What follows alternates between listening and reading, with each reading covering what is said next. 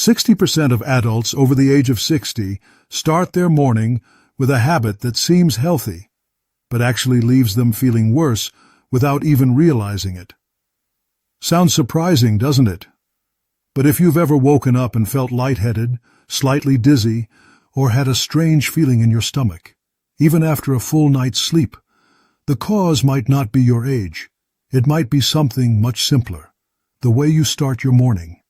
Small routines, like the way you drink water, take your medications, or skip breakfast, can have a bigger impact than you think, especially as we get older. According to the National Institute on Aging, as we age, our body's ability to regulate internal balance, like blood pressure, digestion, and temperature, becomes more sensitive. What once felt fine in your 30s might now leave you feeling off in your 60s or 70s. So today, I want to share with you 5 small but powerful adjustments, backed by medical insights, to help you feel better when you wake up, stay sharp throughout the day, and most importantly, feel more in control of your body. But before we begin, if you haven't already, I strongly recommend hitting the subscribe button and turning on the bell so you don't miss future videos. They're all made with you in mind, to help you take care of yourself in the gentlest and most effective ways possible. And if you find this video helpful, please type yes in the comments. It truly helps me know I'm creating value for you.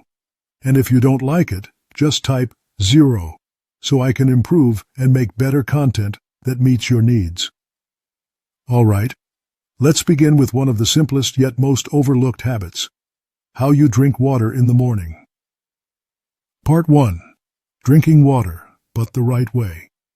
Drinking water in the morning, we've all heard it's good for us, and that's true. It wakes up your system, helps with digestion, and gives your body a gentle push after a night of rest. But here's the thing: as we get older, our bodies start reacting differently to things we've done for years without thinking twice. And I've heard it again and again. I take a sip of water in the morning, and I feel off, a little dizzy. My stomach doesn't feel right. It usually comes down to something really simple: the temperature of the water and how quickly we drink it. Think about it. You've just spent hours sleeping. Your body's calm, your blood pressure is low, your stomach's still waking up, and then, boom, a big glass of cold water from the fridge. That jolt might have felt refreshing when you were 30, but now, it can make your body tense up. And that's not weakness. It's just your body asking for a little more kindness. So here's what's helped a lot of folks I've spoken to. Try water that's at room temperature, or even slightly warm. Sip it slowly, over 5 to 10 minutes, instead of drinking it all in one go. It's kind of like starting your car on a chilly morning. You let the engine warm up before hitting the road. Your body works the same way. And that small change? It might just make your mornings feel a whole lot better. Now let's talk about what you're drinking from, because even the kind of bottle you use in the morning can quietly affect how you feel during the day. Part 2. Be careful what you drink from, especially overnight. So we've talked about what to drink in the morning, but now let's talk about what you're drinking from. It might seem like a small detail, but it actually makes a big difference, especially if you're in the habit of keeping a bottle of water next to your bed overnight. A lot of people I talk to, including friends and even family, like to reuse plastic bottles. It's convenient, sure, but here's the thing. When plastic bottles sit overnight, especially in a warm room, next to a lamp or heater, or after being used multiple times, they can slowly release chemicals into the water. You may have heard of BPA, and yes, many bottles are now BPA-free. But even then, they often contain other plasticizers that act very similarly inside the body. These are called endocrine disruptors, which means they can mess with your hormone balance. And when you're managing things like thyroid, blood sugar, or blood pressure, that extra interference is the last thing your body needs. Now to be clear, we're not talking about one sip causing harm, but when it's a daily habit, over weeks or months, it can slowly wear on your system. So here's an easy upgrade. Switch to a glass or stainless steel bottle, especially for water you drink in the morning. Pour fresh water each day. Don't keep the same water sitting out overnight. It's a small step, but it's one of those things that says, "Hey body, I'm listening. I care." All right. Now let's move on to something else a lot of people do without even thinking, taking medications with a big gulp of water, on an empty stomach. It might seem harmless, but it could be the reason why your mornings feel off. Part 3. Don't let your meds and water clash first thing in the morning. Now, here's something we don't usually think about, but it shows up in more mornings than you'd expect. Taking medication with a big gulp of water on an empty stomach. Sounds normal, right? Your doctor probably told you to take your pills with water, and you're following that exactly. But here's where it gets tricky. If you drink a large glass of water too quickly right after taking your meds, especially when your stomach is completely empty, you might start feeling a little nauseous, bloated, or even a bit off balance. Why? Because your digestive system isn't fully awake yet. It's still adjusting. And when you suddenly flood it with a bunch of water right after putting medication in, your stomach might get overwhelmed before it's ready to break things down properly. Some people describe it as a kind of queasy fog that lasts for an hour or two after waking up. And often, they don't realize it's not the medication causing the issue. It's how they're taking it. Here's a simple fix that works for a lot of people. Take your medication with just enough water to swallow comfortably. Then wait 30 to 45 minutes before eating breakfast, unless your doctor tells you otherwise. And when you do eat, go for something light and grounding, like oatmeal toast or half a banana. Your body is trying its best to absorb the medicine, and you're helping it just by slowing down a bit. You don't need to change your prescription, just change the rhythm. And speaking of rhythm, let's talk about a habit that's become surprisingly common, especially among folks trying to eat cleaner. Skipping breakfast entirely and only having water. It might work for some, but if you're over 60, it could be doing more harm than good. Part 4. Skipping breakfast and just drinking water. Is it really helping you?